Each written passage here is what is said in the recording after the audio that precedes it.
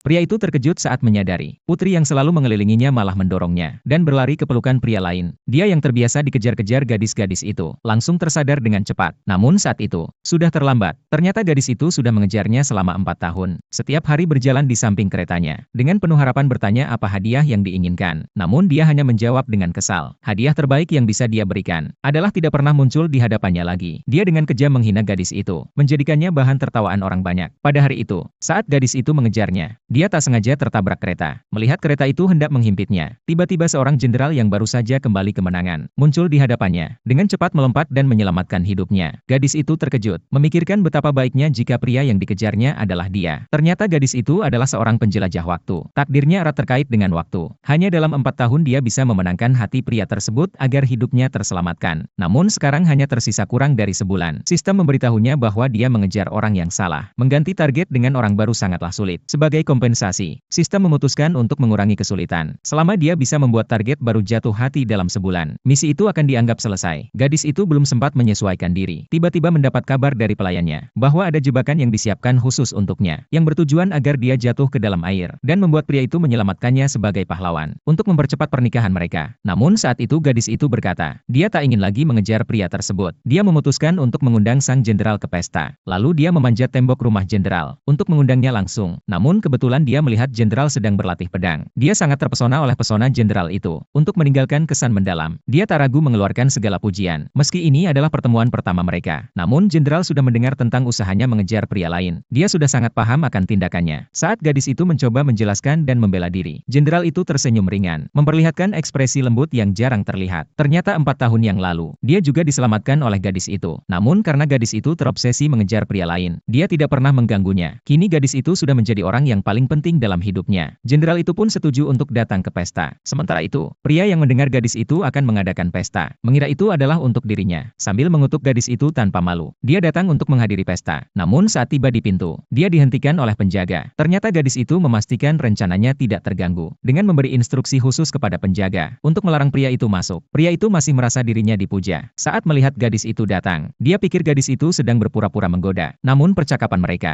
didengar jelas oleh jenderal. Gadis itu khawatir jenderal salah paham. Cepat-cepat menjelaskan bahwa dia sudah menyadari kesalahannya dan tidak akan membuang waktu lagi pada orang yang tidak berguna. Pria itu sangat marah mendengarnya, langsung pergi. Dia tak bisa percaya. Dulu setiap kali dia melambaikan tangan, gadis itu pasti datang kepadanya. Namun sekarang dia begitu